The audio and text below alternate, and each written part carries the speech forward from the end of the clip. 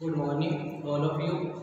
मैं Ghanshyam Dhulia, Gurugram degree college चक 5 DLM Shri Vijayanagar के YouTube channel में आपका स्वागत करता हूं। आज हम BA second year history first मध्यकालीन भारत का इतिहास, जिसमें कि 1206 से लेकर 1740 ईस्वी तक की घटनाओं की जानकारी प्रदान की गई है। इसके अंतर्गत आज का जो हमारा टॉपिक रहेगा वह है इल्तुतमिश की उपलब्धियां, जो कि सल्तनत काल के प्रमुख शासक रहे हैं।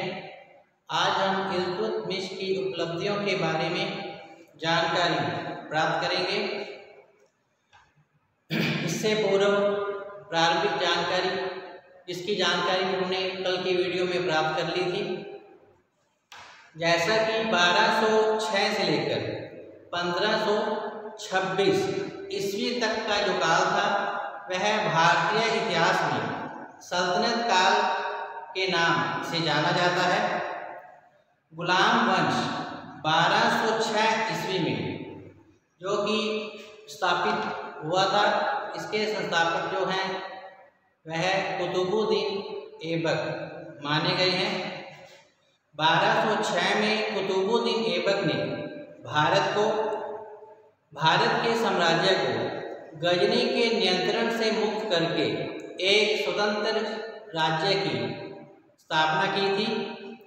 उसने दास वंश की नींव डाली थी और गुलाम वंश के अंतर्गत विभिन्न वंश के व्यक्तियों ने शासन किया, जो कि मामलुक वंश के नाम से जाना गया। इसमें इल्तुतमिश, बलबन आदि के नाम मुख्य रूप से लिए गए हैं।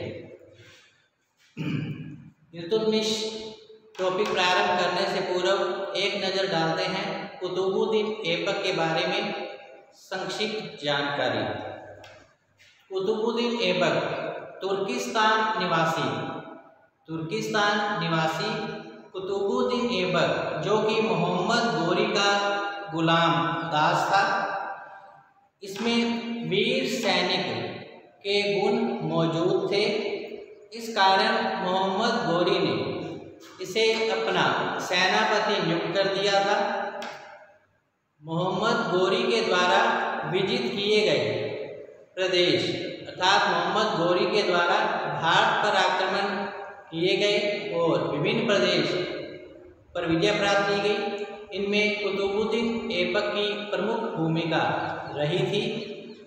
भारत में मोहम्मद गोरी के गवर्नर के रूप में भी कुतुबुद्दीन ऐबक ने काफ़ी प्रसिद्धि प्राप्त की थी। मोहम्मद गोरी के भारत से गजनी लौट जाने के पश्चात कुतुबुद्दीन ऐबक ने भारत में स्थित मेरठ, कालिंजर, महोबा, रणथंभौर, कन्नौज आदि राज्यों पर इसने विजय प्राप्त की थी। तुर्की राज्य की सीमाओं का काफ़ी विस्तार किया गया। मोहम्मद गोरी की मृत्यु के पश्चात कुतुबुद्दीन ऐबक ने स्वयं को एक स्वतंत्र शासक घोषित कर दिया था और सुल्तान के रूप में कुतुबुद्दीन ऐबक ने 1206 से लेकर 1210 ईस्वी तक शासन किया था। कुतुबुद्दीन ऐबक ने 1206 से लेकर 1210 ईस्वी तक शासन किया था और 1210 में पोलो खेलते समय घोड़े से गिरकर कुतुबुद्दीन ऐबक की मृत्यु हो जाती है। कुतुबुद्दीन ऐबक को लाख बख्श के नाम से भी जाना जाता है। कुतुबुद्दीन ऐबक ने कुतुब मीनार का कार्य शुरू करवाया था, जिसको कि पूरा करने का जो श्रेय है वह इल्तुतमिश को जाता है। इसी प्रकार कुतुबुद्दीन ऐबक ने अजमेर में 2.5 दिन का झोंपड़ा का निर्माण भी करवाया था। उसकी मृत्यु के पश्चात लाहौर के अमीरों ने कुतुबुद्दीन ऐबक के पुत्र आराम शाह को गद्दी पर बिठा दिया था। आराम शाह जो कि एक अयोग्य, निर्बल, कमजोर शासक था और देश की शत्रुओं से रक्षा करने में असमर्थ था। तो इस प्रकार आराम शाह की अयोग्यता का लाभ उठाने वाले थे इल्तुतमिश। इल्तुतमिश जो कि कुतुबुद्दीन ऐबक का दास था और दामाद भी था। तो आइए अब हम देखते हैं इल्तुतमिश, जिसने कि कुतुबुद्दीन ऐबक के पुत्र आराम शाह को पराजित करके दिल्ली के सिंहासन पर अपना एकाधिकार स्थापित कर लिया था। इल्तुतमिश जिसने कि 1210 से लेकर 1236 ईस्वी तक शासन किया था। इस दौरान इन्होंने न केवल दिल्ली सल्तनत की साम्राज्य की सीमाओं का विस्तार किया, बल्कि इसे सुरक्षित भी रखा, मंगोल आक्रमण से भी प्रजा की रक्षा की, अच्छा शासन स्थापित किया। दिल्ली के सुदृढ़ीकरण के लिए इल्तुतमिश ने अनेक अच्छे कार्य किए। इल्तुतमिश ने खलीफा से मान्यता प्राप्त की और वैधानिक सुल्तान बना। खलीफा जो कि इस्लाम का नेता होता है, मोहम्मद साहब के जो उत्तराधिकारी हैं वह खलीफा कहलाते हैं। तो आइए देखते हैं आज का हमारा टॉपिक इल्तुतमिश, जिसकी शासन अवधि 1210 से 1236 ईस्वी तक है। इल्तुतमिश जिसकी उपाधि सुल्तान-ए-सैयद है। इल्तुतमिश जिसकी उपाधि सुल्तान-ए-सैयद है, अर्थात भाग्यशाली सुल्तान की उपाधि इन्हें प्रदान की गई है। इनकी जाति इल्बारी तुरक है। संस्थापक ये शमशी वंश के हैं। इनके पिता का नाम इल्लम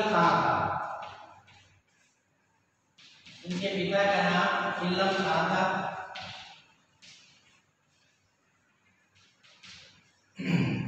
शमशी वंश का अंतिम जो शासक है वह नासिरुद्दीन महमूद माना गया है। शमशी वंश का अंतिम शासक नासिरुद्दीन महमूद माना गया है। आइए अब हम विस्तार से इल्तुतमिश के बारे में जानकारी प्राप्त करते हैं। इल्तुतमिश जो कि एक इल्बारी तुर्क जाति से थे। इल्तुतमिश जो कि एक इल्बारी तुर्क जाति से थे।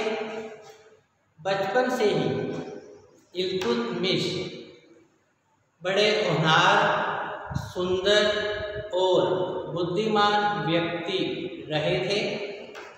यही कारण है कि इसके जो भाई थे वह इल्तुतमिश से ईर्ष्या द्वेष रखते थे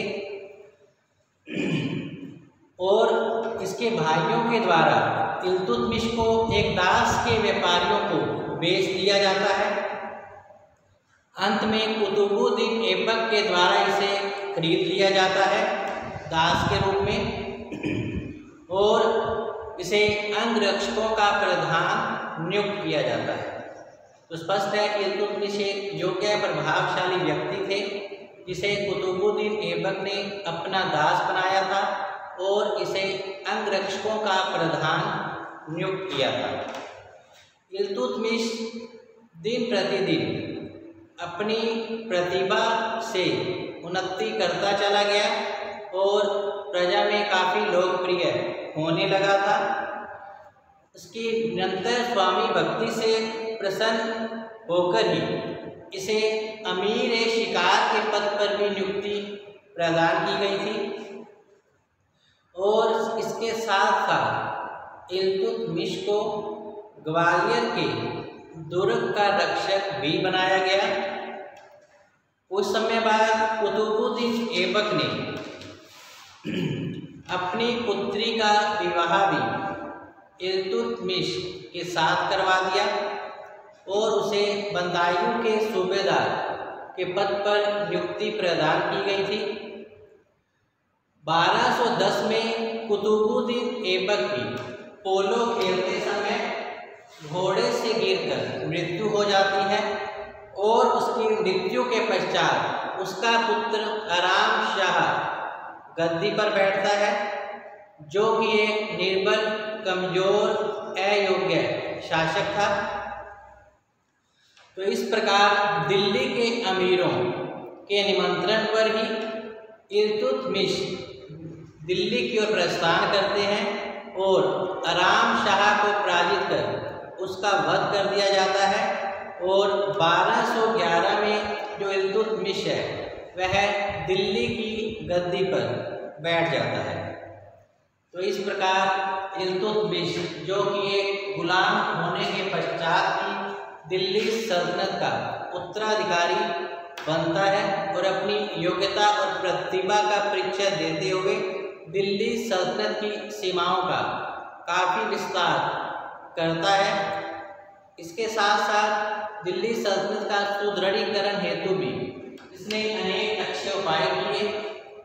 देश अर्थात दिल्ली सल्तनत की मंगोल आक्रमण से सुरक्षा प्रदान की, खलीफा से इनके द्वारा मान्यता प्रदान की गई, जिसके कारण ये वैधानिक सुल्तान बने। तो इस प्रकार गुलाम वंश के जो वास्तविक संस्थापक अर्थात इल्तुतमिश ही माने गए हैं।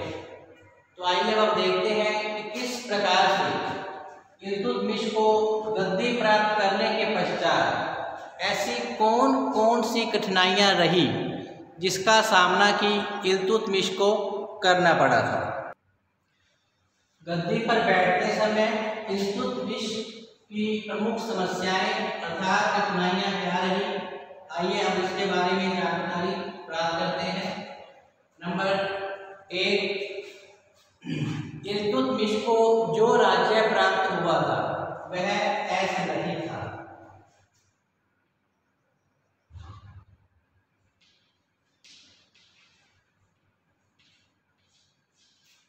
इल्तुतमिश को जो राज्य प्राप्त हुआ था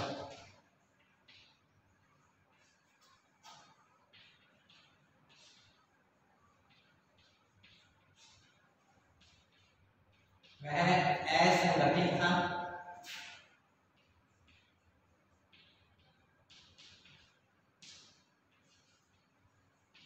तथा सैनिक जागीर के रूप में था।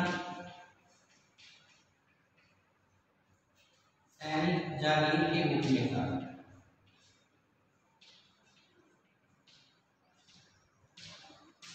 सैनिक जागीर के रूप में था।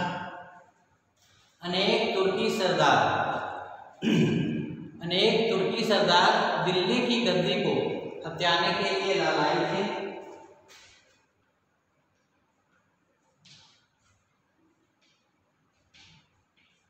अनेक तुर्की सरदार दिल्ली की गद्दी को हथियाने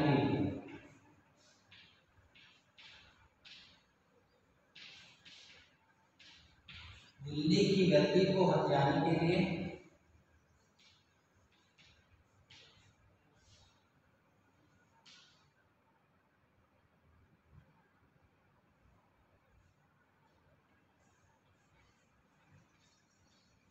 लालायित थे।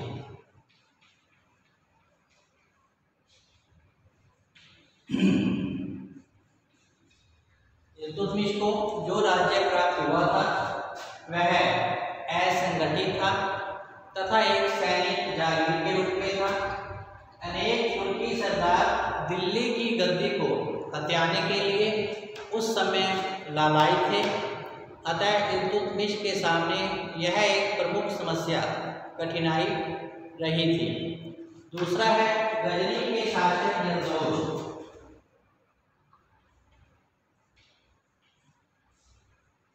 गजनी के शासक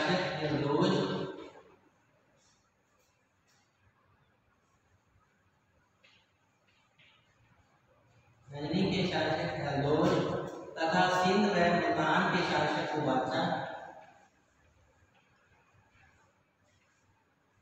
सिंध व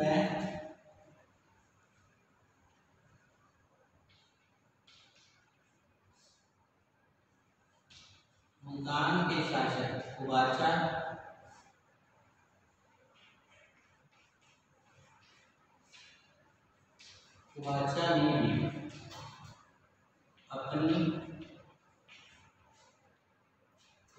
ने भी अपनी स्वतंत्रता की घोषणा कर दी थी।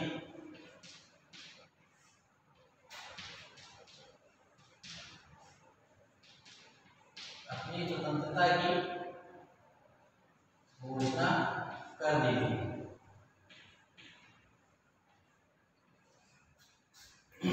गजनी के शासक एल्दोश तथा सिंध व मुल्तान के शासक कुबाचा ने भी अपनी स्वतंत्रता की घोषणा कर दी थी, अतः इनका दमन करना भी अत्यंत आवश्यक था। इसी प्रकार नंबर तीसरी कठिनाई या समस्या इस प्रकार से थी। नंबर 3 पर है मंगोल चंगेज खान के नेतृत्व में ख्वारिज़म के राजकुमार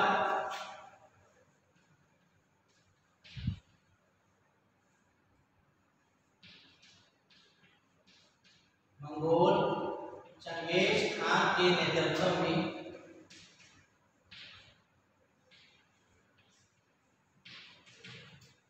ख्वारिज़म के राजकुमार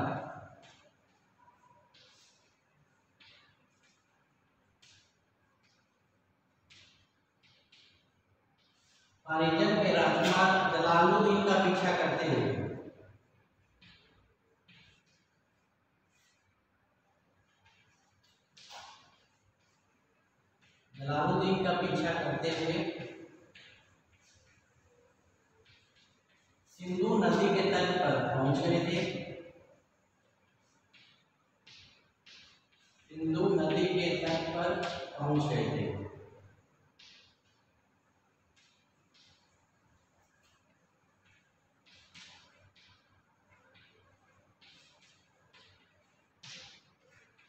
मंगोल चंगेज खान के नेतृत्व में ख्वारिज़म के राजकुमार जलालुद्दीन का पीछा करते हुए सिंधु नदी के तट पर पहुंच गए थे, जिससे दिल्ली सल्तनत को मंगोलों से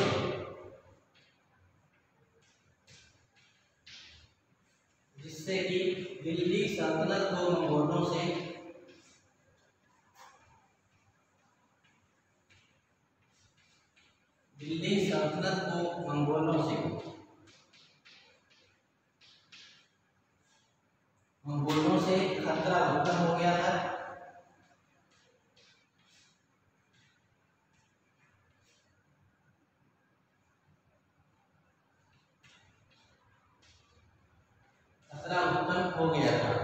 अतः मंगोलों से देश की रक्षा करना इल्तुतमिश के लिए एक चुनौती बनी हुई थी।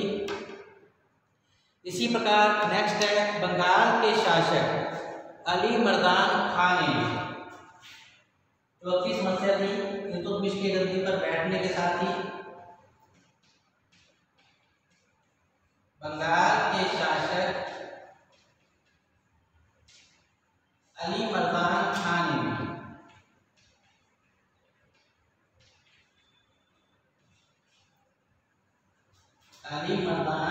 ने भी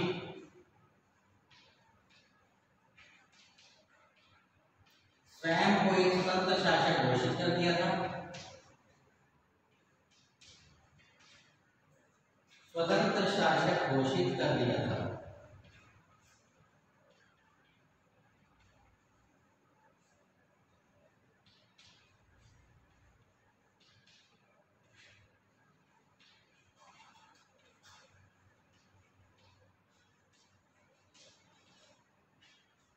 बंगाल के शासक अली मर्दान खान ने भी स्वयं को एक स्वतंत्र शासक उस समय घोषित कर दिया था। इसके अलावा जालौर, रणथंभौर,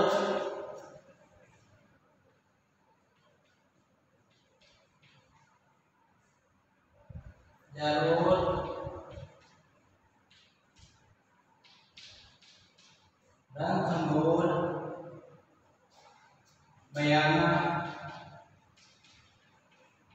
इसके अलावा जालौर, रणथंभौर, ब्याना, ग्वालियर।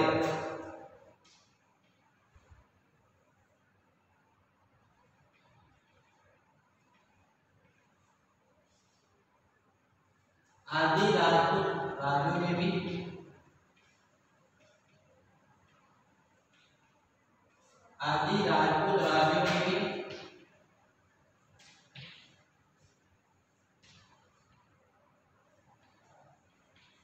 अपनी स्वतंत्रता की घोषणा कर दी थी।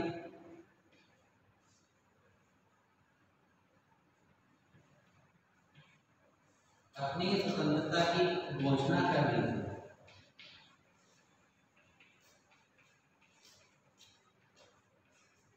अपनी स्वतंत्रता की घोषणा कर दी थी। इस प्रकार इल्तुतमिश को गद्दी पर बैठते समय निम्नलिखित कठिनाइयों का सामना करना पड़ा था। इस प्रकार इल्तुतमिश को गद्दी पर बैठते समय निम्नलिखित कठिनाइयों का सामना करना पड़ा था, लेकिन इल्तुतमिश ने इन कठिनाइयों का निवारण बड़े साहस और बुद्धिमत्ता से किया और दिल्ली सल्तनत को मंगोल आक्रमण से सुरक्षित बनाए रखा और उसे मजबूती भी प्रदान की थी। इस प्रकार इल्तुतमिश, जिसकी उपाधि सुल्तान-ए-सैयद अर्थात भाग्यशाली सुल्तान कहा गया है, इसकी जाति इल्बारी तुर्क रही। संस्थापक ये शमशी वंश के थे। अंतिम शासक शमशी वंश के अंतिम शासक नासिरुद्दीन महमूद थे। इल्तुतमिश के पिता का नाम इलम खां था। इस प्रकार इल्तुतमिश एक साधारण दास कुतुबुद्दीन ऐबक के दास थे और उनके दामाद भी थे। और इसके पश्चात इस प्रकार इन्होंने अपनी योग्यता प्रतिभा का परिचय देते हुए दिल्ली सल्तनत पर अधिकार किया और कुतुबुद्दीन ऐबक के अयोग्य पुत्र आराम शाह को पराजित कर किस प्रकार इन्होंने दिल्ली सल्तनत पर अधिकार कर शासन सत्ता की स्थापना की। और गद्दी पर बैठते समय में इल्तुतमिश को निम्नलिखित कठिनाइयों का सामना भी करना पड़ा था, लेकिन इल्तुतमिश ने अपनी योग्यता का परिचय देते हुए इन कठिनाइयों का सफलतापूर्वक निवारण किया और दिल्ली सल्तनत को मजबूती इन्होंने प्रदान की थी। तो आज हमने इल्तुतमिश का प्रारंभिक जीवन, गद्दी पर बैठते समय इन्हें किन कठिनाइयों का सामना करना पड़ा, इसके बारे में जानकारी प्राप्त की है। कल हम इल्तुतमिश की उपलब्धियां अर्थात इल्तुतमिश ने इन कठिनाइयों का निवारण किस प्रकार से किया, किस प्रकार से इन चुनौतियों का इन्होंने सामना किया और दिल्ली सल्तनत को मजबूती प्रदान की और किस प्रकार अपनी बुद्धिमत्ता से इन्होंने खलीफा से मान्यता प्राप्त की और वैधानिक सुल्तान बने, इसकी जानकारी हम कल के वीडियो में प्राप्त करेंगे। आज के लिए इतना ही। तब तक आप घर पे रहें, सुरक्षित रहें, पढ़ते रहें। धन्यवाद।